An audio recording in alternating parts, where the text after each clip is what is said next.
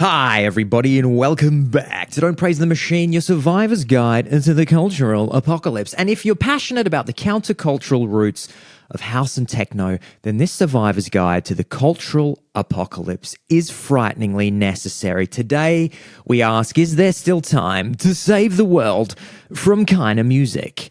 As a club culture aficionado and former drum and bass DJ and producer, I have been entirely fascinated by Keinemusik since they graced my algorithm a couple of years ago. When I see them, I am both hugely impressed and strangely irritated and uncomfortable at the same time. Keinemusik are the electronic music collective that formed in Berlin in 2009 and have become nothing short of a cultural and commercial juggernaut, reshaping what club culture looks like and what purpose it serves. It's very possible that you've seen them on your social media feed, as their popularity is indeed a social media phenomenon. Three guys behind a DJ booth playing Afro house, chatting to people around them, eating pizza and checking their DMs while a giant cloud floats above them in an exotic location like the pyramids of Giza. It's dance music culture for the international cool class, a curated vibe optimized for elites, influencers, and the aspirational wannabes. We're talking about a world where the music is there as a supporting character to soundtrack the clout-chasing iPhone videos and the echoes of a genre once built on anti-capitalist rebellion. It seems fascinatingly vacuous, yet I cannot look away, and I do enjoy a lot of the music. But I want to know if I'm just being a bit of bear-kind Berliner who only respects serious frowning faces in dark, dingy techno basements. And to answer that question, I'm going to need a man who spent the last 3 hours watching TikTok videos to learn how to tie the perfect and me Burning Man headscarf knot for his VIP table in Mykonos this summer. John, are you ready to elbow your way to the front of the stage so you can get the perfect selfie of the Keinemusik boys as your backdrop? Lovely. Thank you, Al. I feel like the fish out of water who's turned up at the gig with the kerchief not quite right, who's asking, what kind of music is this? Yeah, I'm very excited to learn. We had a little bit of a chance encounter with Keinemusik's merch when you came to Melbourne recently, and that spurred a really interesting discussion about what exactly that was, or they were, and what they represent. And I thought, man, we got to get this out to a wider audience, because that feeling you describe of being simultaneously impressed and disgusted is the bullseye in DPTM. That's the feeling. That's the feeling that tells me we're onto something worth talking about. They absolutely give me this strange feeling. I almost feel like I need to see a psychiatrist about them, because I just can't put my finger on what it is about them that sort of rubs me the wrong way. But at the same time, I'm not as bitter and negative about them as a lot of other people who are more dancing club music sort of purists. As we will discuss, I'm sure.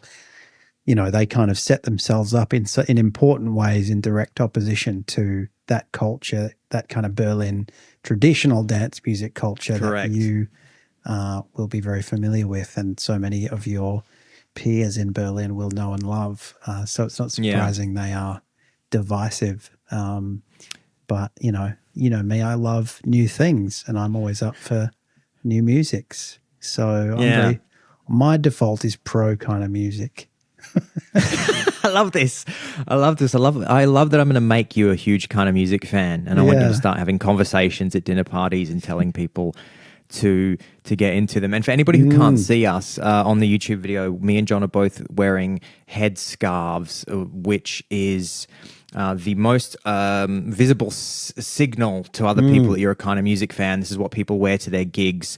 They will tie a little headscarf around their heads, and that's because one of the members of Keinemusik and me, he goes by, he was DJing at Burning Man some years ago, and it was very hot, and so he just impromptu tied one around his head, and bada bing, bada boom, it becomes the greatest branding icon for them, and all their fans wear them. The greatest, it's unlikely. It's greatest an unlikely branding since symbol. Insane Clown Posse invented the Dark Carnival. That's right. It's the juggalo signal of the Keinemusik fan. We can take them off. I'm going to take mine off now, John, and we can put them back on for the thumbnail. Sure. It's quite a cold day in Melbourne, so I've been enjoying it actually. A little bit more background for people that haven't heard of them. Although I'm sure people are going to look them up once anybody who hasn't heard of them.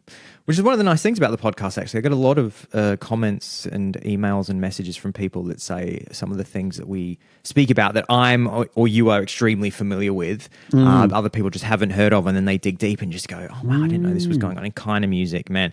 But the thing is that they are visually spectacular. The videos, which is why they have become such a huge success. But just a little bit of background on who they are. So it's basically this collective that formed in Berlin in 2009, and they started a label. There were a bunch of friends kicking around Berlin back then. They loved electronic music. They loved club culture. They started DJing. They started a label. They got a designer in as well. They have a very strong visual aesthetic. Their success is kind of like one of these. It's just a collection of happy accidents, right place, right time. Right.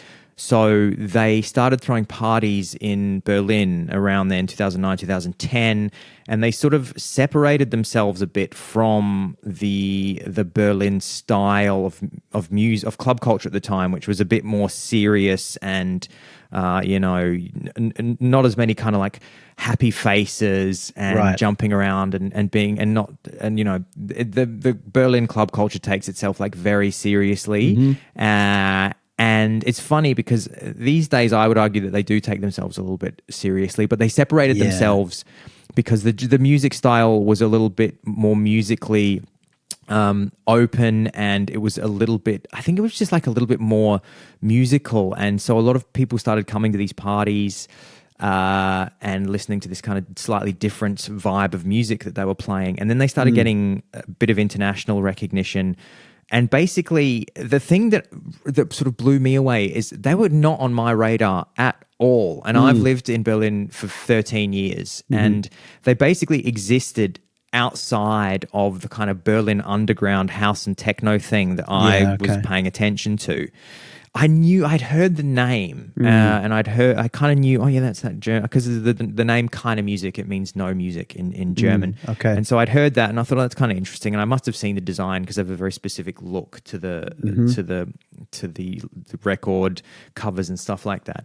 And then basically, since the pandemic, they have just exploded in popularity. Are they these early gigs? Are they like at established clubs and they're booking a spot there, or are they DJing at known institutions, or are they hosting? Are these just like private parties that they're having with people that they know, and then they get bigger from there, or how does that start? They were playing at clubs in Berlin, most of which I think have actually shut down now. I think there were some smaller clubs that back in the day that I never went to. And so they started, I think a lot of them had residencies there and were kicking around. Then they spent a lot of time DJing at this quite famous club, which was in an old swimming pool, which is called Stadtbad Wedding, and that has since shut down. But basically, I think the thing to understand is that they started in Berlin, but they were never particularly like Berlin as in the kind of Berlin club scene. They kind of were doing this different thing and having this different audience. And the thing that is so different about them is, well, particularly these days, when you kind of think about traditional club culture, is if you see their videos on social media, they'll be playing in these exotic locations, and there's just thousands of people there, or it depends. It might be a bit more intimate, VIP gig.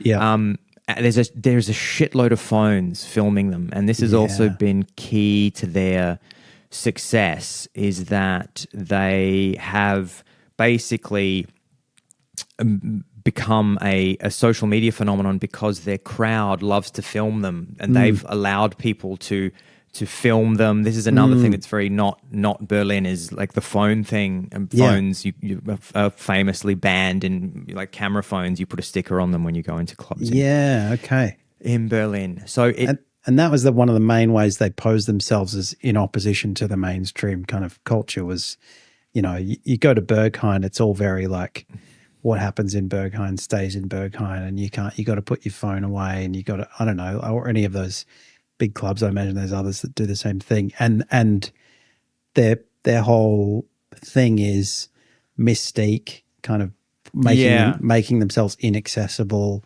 Whereas Exactly. it sounds like Keinemusik are doing the exact opposite. It's very open. It's very deliberately courting, social media audiences and encouraging them to spread the word through social media rather than turning their noses up at that sort of those channels.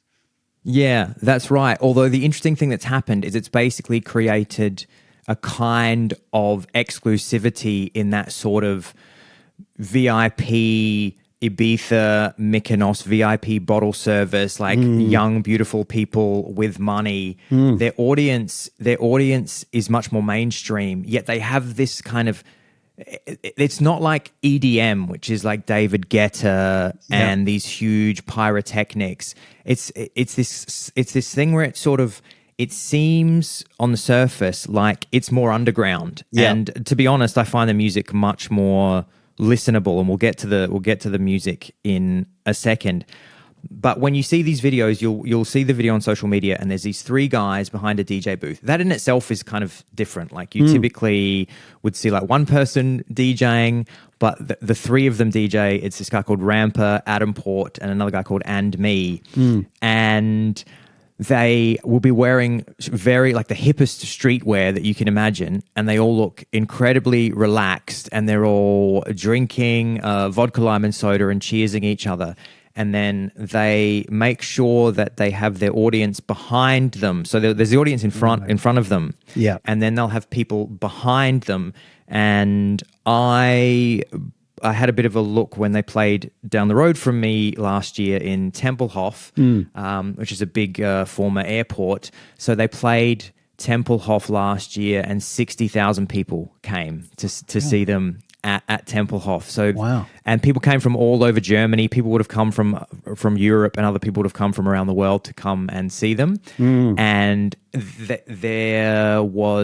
it's much more expensive to get a ticket to get on the stage and stand behind them, because everybody is trying. You're paying for clout. You're paying to get the social media video of you dancing behind them and posting it and going, look at me, I'm on stage with Keinemusik. And they do these very long sets, is that right? Like sort of like a kind of festival length set. You can have like a day out, just like watching them fight around on stage for 6 to 10 hours. And this is the thing that slightly irritates me about them when I see them, is it's like the way that they interact with each other is just like too relaxed, and it's kind of like, why am I just paid? Like these people around them have paid hundreds of euros to be near them, and they all just kind of act like they're just drunk at a house party, slightly tipsy at a house party. They're eating. The very fact that there's three of them doing a job that just one person should be doing is also part of what irritates me. Totally. I think the vibe that I get from watching little clips of them is like they're trying to kind of recreate. If you just ignore the kind of enormous crowd around them and the fact that they're performing at a former airfield, they're sort of, you can imagine being at like a cozy after party, and these three kind of goofballs are fooling around on the decks and like putting stuff on each other's heads and having a drink and having a laugh and like maybe talking to passers-by and just sort of mucking about. That's the sort of, so it's very sort of like it's kind of faux intimate, faux informal, just like you're at a cool party somewhere vibe. Yeah. It's a kind of like nonchalantness that I just think, don't be nonchalant when there's 60,000 people around you. Like I don't quite know what I expect them to do. I think there's just something about the fact that it seems as though it just seems like there's all these sort of these levels of class when I watch, like they're the ones with the most status on the stage, and they just kind of act like nobody is even there at the gig.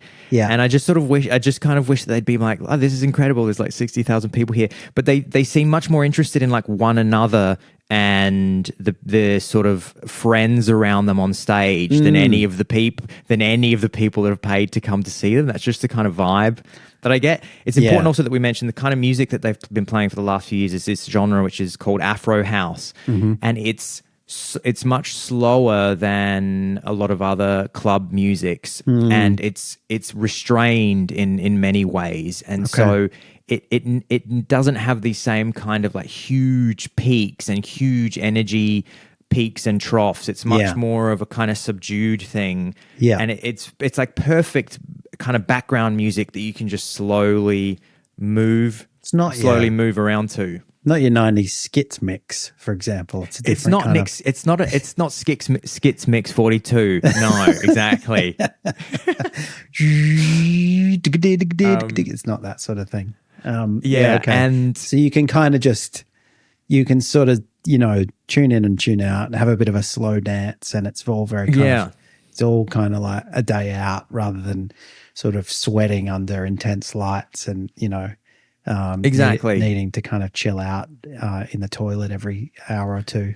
Exactly. It's much more of a sun, and their whole thing is like sunset, beautiful locations. And I like the music, like I don't love it, but like they had a song that came out when I first discovered them a couple of years ago.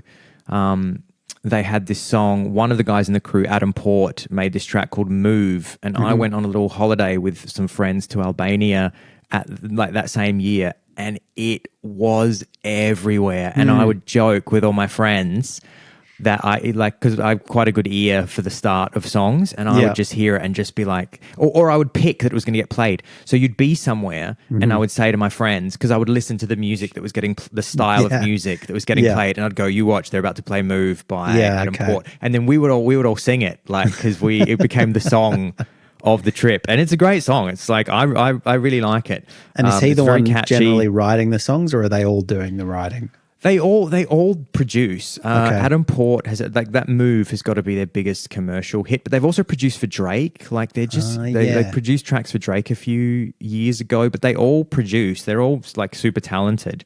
And this is part of their explanation for their rise to fame, isn't it? That they were throwing these parties as a kind of collective, but they were a pretty loose collective in that they were all in each of their own rights. They were off kind of doing their own bits and pieces, and they had kind of interesting credits and like you say, they were doing music for Drake and other kind of people. So, that's kind of how I guess they got some clout and some following, but then people would sort of look out for them performing as Keinemusik when you got the three of them sort of lying head to toe like they were just chilling out after a party on a big 70s couch.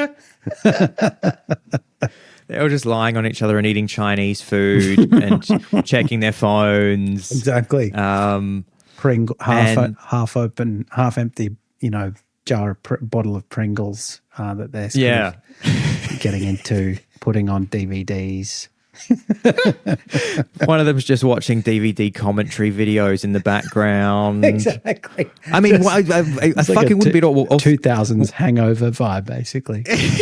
I wouldn't be at all surprised if like you see a gig of them soon where one of them's just having a little sleep, like one of them is just like has a hammock behind and just hops in and has a little sleep for 3 hours while puts a little sleep mask and some earplugs in, while one of them DJs and the other one like does his tax on a laptop in the background. Exactly. It's like they're all just mates kind of farting around at the back end of a sleepover.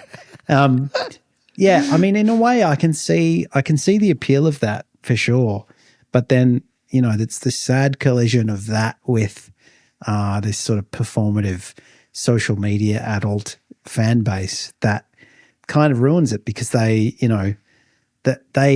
relate to this, I guess, this kind of, if we don't have to sort of be at an intense gig and we like just having a day out. But then there's a whole bunch of people who just, as I understand it, and I've seen this kind of dystopian footage of them, dancing around, but then everyone's just kind of dead-faced, holding up their phones and not really present. And they're going to then, of course, they're going to put put it on their Instagram stories. Oh, I'm at a kind of music gig. But also, as I understand it, you have to, like, they recognizing this have given people who want more clout and more access the capacity to do that by just paying more money for a ticket. So, if you want to like get up on the raised platform and eat some cold pizza with them, whatever, you can do that, but you got to pay an extra 100 euros or something. Is that the kind of vibe? Yeah, that is the vibe. And it was they had VIP tables at the Berlin Tempelhof gig where you could get like there was a table. I wonder who did I send this to? I sent somebody the prices. Basically, it worked out to €2,000 a table, a seat at one of the tables. Wow! Because their audience is like the son of sheiks and stuff like that, who will get in a private jet from Dubai and fly to come and see them with. You take 20 of your mates for one of these tables, and it works out to like the table might be like 10 grand, and you take. And the table will be like just right around the stage or on the stage, kind of, or. So I think the VIP tables were like backstage or to the side of the stage. It must have been to the side of the stage, and so you could drink. You could like drink Grey Goose vodka. With but so this is the kind of crowd that they can court is people who can pay, or that somebody who has paid €2,000 for you to go to this gig.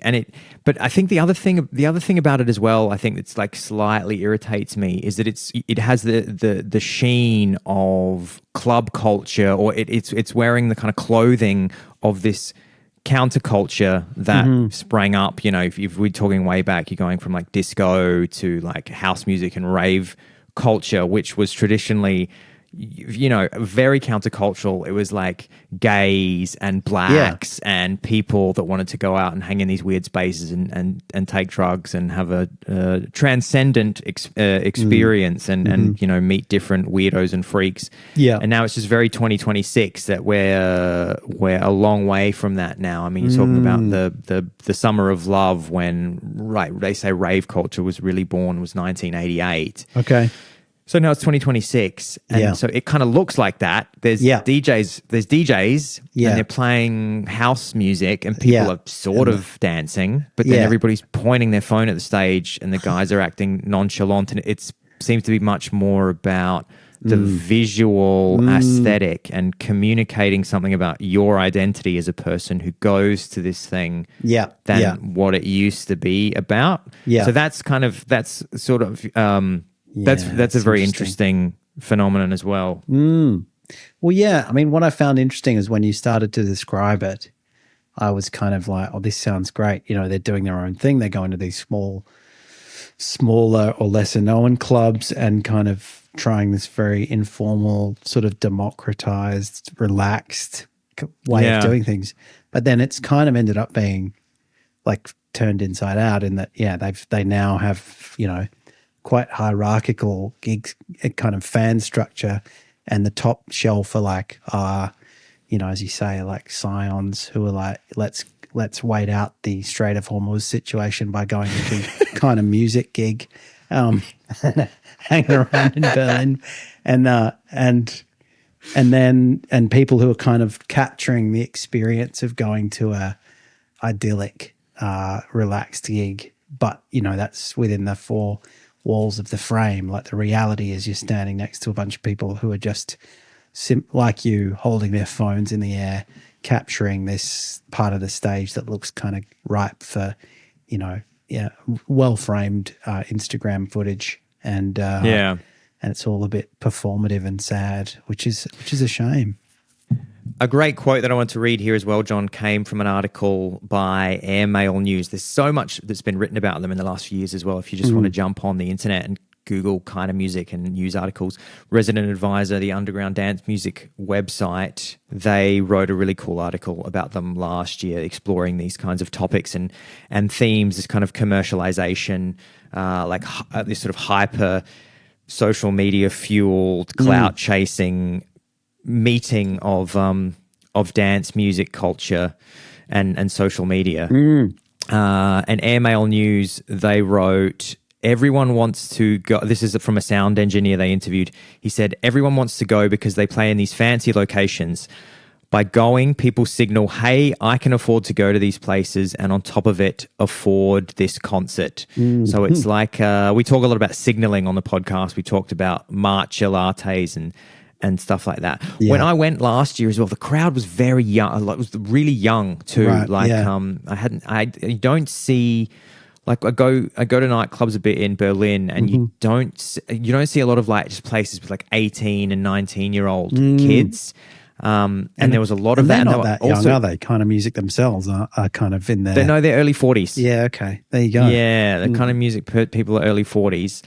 But the crowd was so young. They were wearing this fashion that I just don't see in Berlin typically, the young. So it's really become this separate thing. But they started in that world, and it has just become this separate beast. And like I say, the reason we decided to do the episode actually is because they are coming to Melbourne, and I walked past a Keinemusik poster when I was with you in Melbourne last month, and I said, "Oh my God, do you know anything about Keinemusik?" And you were like me 3 years ago. You were like, "I have no idea what this is." Yeah, and I was like, "Man, you're gonna love this." Yeah, I didn't get to the gig unfortunately. Has it happened? I think it might have happened. I think it was early April, so I think it might have happened now. But do you see it as like, because the way you talk about it also is kind of, in my mind, linked to sort of crewing bin sort of phenomenon where people also don't, their audience doesn't necessarily want to go to like hear this music from a particular, like really intently focus on the music from a particular performer, or have like a very kind of skilled professional present them with a concert experience. They sort of want something a bit more passive or a bit more casual, or like, I don't know, it's like this kind of way of enjoying a gig, which is also very, Gen Z, or maybe even, kind of young Gen Z, where they just want to go and say they've gone and kind of fart around, talk to their friends and have the music in the background and maybe, kind of tune in and concentrate on it for bits of the day or whatever. But it's a different, like you wouldn't go to, I mean, there are other gigs like that for sure, but you wouldn't go to, your favorite musician or even your favorite like DJ from 10 or 20 years ago and just be like, sitting on a picnic rug and chatting. Exactly. You'd be like, well, that's not why I'm here. I want to fucking enjoy the gig, It's a weird kind of model which I think stems from a different relationship to music, which is a very kind of sort of social media and streaming driven relationship to music. That's exactly what it is. And I think that's the other thing that slightly rubs me the wrong way about it, is that it is this very passive. They're famously apolitical, of course, which you need to be if you're going to be hugely commercially successful. You're not going to get Hugo Boss and watch companies to like get you up on stage if you have some particularly strong views about things. Yeah, and so they're famously apolitical. And the whole thing is just very passive. It's you go there, you stand around for a few hours. The music is Afro house. It plods along. You just sort of move to the side. You don't even have to dance if you don't want. You can just stand there and hold your phone. I mean, I must say as well. I mean, it sounds like I'm being very negative. I'm a lot like less protective of like club culture or whatever. I think these two worlds can coexist, and it's just not for me. It's like it's this thing that's for other people. I'm not going to pay hundreds of dollars to go and see them because I mean I look at the gigs and I just go, I wouldn't enjoy this. Like I wouldn't connect with those people at the gigs. Like sort of Instagram models. I just don't think they would really get my vibe and energy. Yeah. But I went to stand outside because it was literally down the road from me last year, and there was 60,000 people at it, and I knew that it was going to be this huge event. Yeah. And so I actually went twice. I walked because it went for hours. Yeah, because they do of course. DJ. They do DJ for hours and hours. They just stand around and play tunes. And I went down at the start of the day. Yeah. and had a bit of a listen early, and then I went in the evening, and it was spectacular to look at. It was like. And the sound was like fantastic. And I stood out the back. Yeah. And I did think afterwards, I think, you know what? I would have paid, I think it was 65 for like a normal ticket. Right. I was like, if I had my time again, I would pay 65 okay. to have come early and stood around, because the music that they play is like, they played a lot of songs that I like. They played, I think it was Ramper dropped the original version of Milo's Drop the Pressure towards the end of his set. Okay. And I respected that he didn't play some dreadful tech house remix of it. He just played the original, and I was standing at the back going, yes.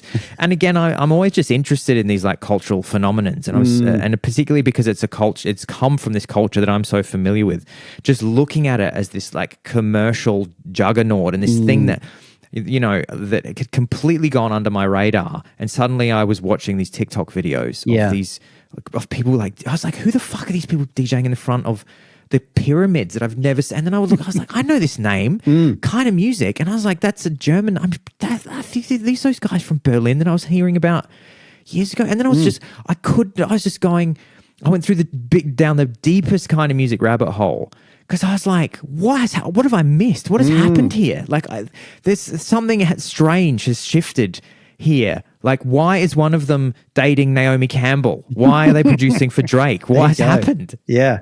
And they've got obviously this is part of the whole brilliance of it, is they've got this kind of very distinctive aesthetic. We've already mentioned we showed you the kerchief on the head, but there's also this kind of fluffy cloud sort of business, and the font of Keinemusik. It's all very sort of it's all very now, and it's kind of like playful and it's an aesthetic. It's a very distinct aesthetic.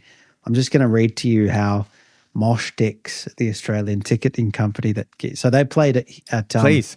They played at Flemington Racecourse, which is an interesting venue. It says, after an unforgettable Australian debut in 2024, they returned to their Oz exclusive extended set at Flemington Racecourse in April 2026. And Flemington Racecourse is a kind of famous racetrack in Melbourne, which is also very big open space. So it's the kind of, it would be the best equivalent we could have to.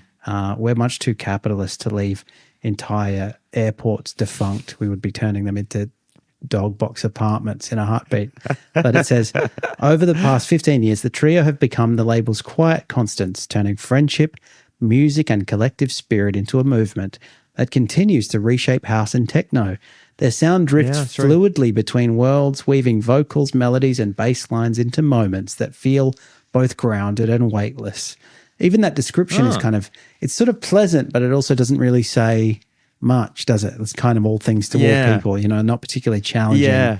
Who doesn't want to turn friendship and collective spirit into a movement? Did they use the word weightless? I feel both grounded and weightless. Yeah. You want to feel grounded? You'll feel grounded. If you don't want to feel grounded, you'll feel weightless. Fine. Absolutely is all things to all people. But yeah, I'm hugely impressed by the success that they have had and how they have become.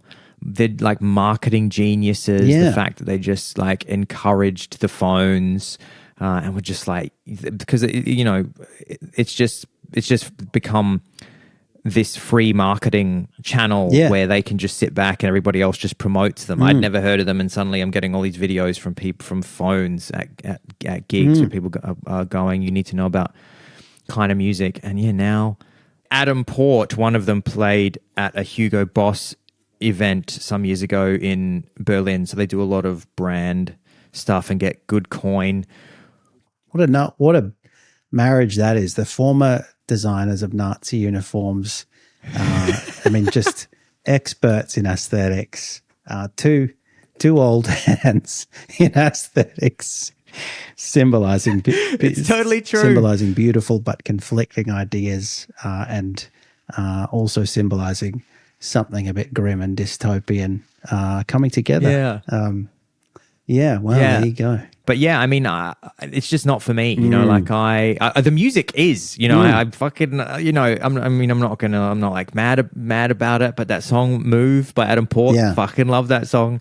And if you just want to stand around and sort of shuffle from side to side for a bunch of hours, I did it alone in the dark outside the gig at Temple Hof you may as well. Airport. Yeah, and there was lights and shitloads of fog, and the sound was great. Sounds and I kind of looked at it like a DPTM Patreon members live show. That's the kind of vibe I want to cultivate. Well, we should do it from Tempelhof and get 60,000 people, 60,000 people there. I mean, I couldn't help but stand out the front of that gig, out the back of that gig, and just look at them and just think, this is crazy. Like these are these three lads who formed this little thing in Berlin like 15 years ago. Yeah. And now not only are they DJing in front of like 60,000 people at Tempelhof Airport, but the thing that they're doing it's different. Like, love it or hate it, they've kind of carved out this like thing, and that's like their own thing. And they show you know, whether you like the way things are or not, they show a extremely capable understanding of how to appeal to whatever the way things are now. I mean, the kind of social media landscape, the need for a kind of distinct aesthetic. I saw that they'd released something like 60 releases in 2000 since 2009. So they're obviously like, you know, they're just pumping stuff out so that they kind of don't, you know, nobody can forget about them for any length of time. So they've got they've got all the ideas, and they probably like it or lump it, are a bit of a kind of litmus test for the future of other genres of music too. This kind of emphasis on aesthetics and emphasis on like passive listening habits, and, you know, this sort of this kind of slightly like a performative nostalgia for an era where, you know, maybe it was a bit more edgy and subversive back in the day. All of that's, you don't have to worry about any of that now. You can be weightless and grounded at the same time. Weightless and grounded. I do. Yeah. I do think also, just to end on this point, I do think that most of what has happened to them has been organic, in the sense that I think from their perspective, I think they just kind of did what they wanted to do. And I think along the way, they've just made a few smart moves business-wise. Like, people started filming them, and they just thought, somebody probably came up to them at some point and said, hey, do you really want people to not dance, and do you want them just to point their phones at you? That sounds like it's not very fun to DJ in front of. And they've just gone, yeah, actually, you know, we used to play these parties in Berlin, and we've done the whole underground, you know, thing, and we don't give a fuck. Yeah. Like, we've got bills to pay. We're just gonna fucking, we like this music, we make this music, this is our vibe. I mean, the fact that they are so nonchalant, again, it does piss me off, because I'm just like, like, why would I pay to see you when you're acting like I'm not here? Yeah. And, you know, why am I looking up to you like you're amazing, and you're just like, you can't even see me?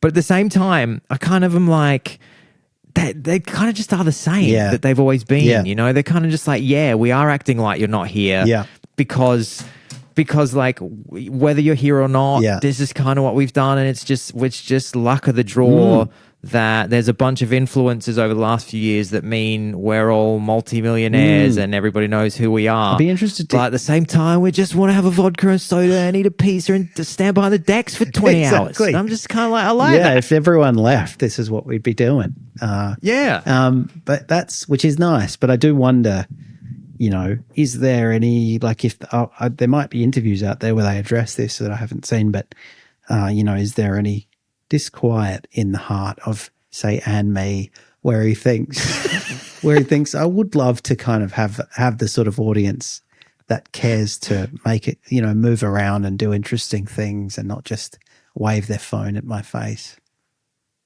Yeah, I'm sure they do, but I'm sure they also go, look, hey, I could say that you don't have phones anymore, and I get to, and it's much more fun for me to DJ to a crowd that dances and pays attention.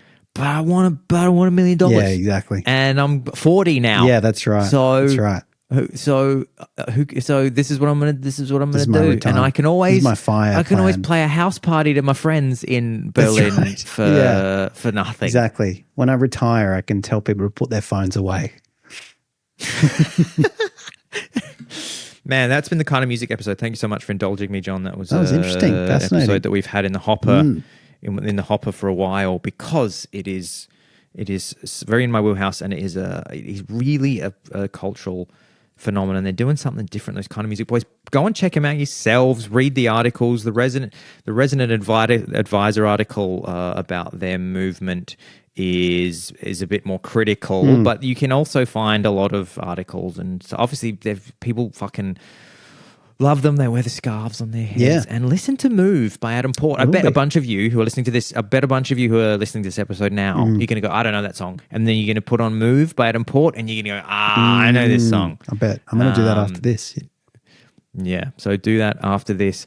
Everybody, John, I've been loving the emails. You've been sending out the Don't Praise the Machine newsletter. Yeah. Last week's was all about the weird micronation in Western Australia that I loved. Do you want to tell people about the newsletter? I've loved finding out when I was back in Australia that there's a couple of people that just don't even listen to the podcast and just read the newsletter because it's a much shorter time commitment. That's nice. I must say that's kind of flattering in a way, because I do love writing it. So the last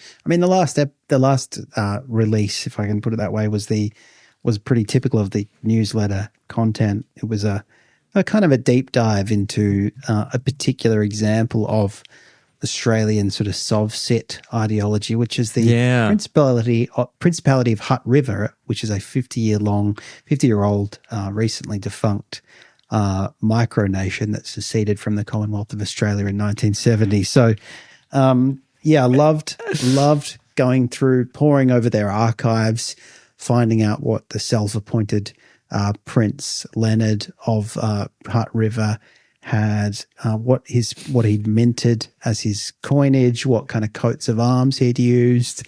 This is the kind of, I do the hard yards and then I give you the highlights and, take you behind the scenes of the latest podcast episode. So if you want to get onto that, just go to dptm.org and you can enter your email and you'll start receiving the newsletter. Beautiful. dptm.org to sign up to the DPTM newsletter. John, thank you so much. Thank you so much, everybody out there, and we can't wait to see you next week. The podcast.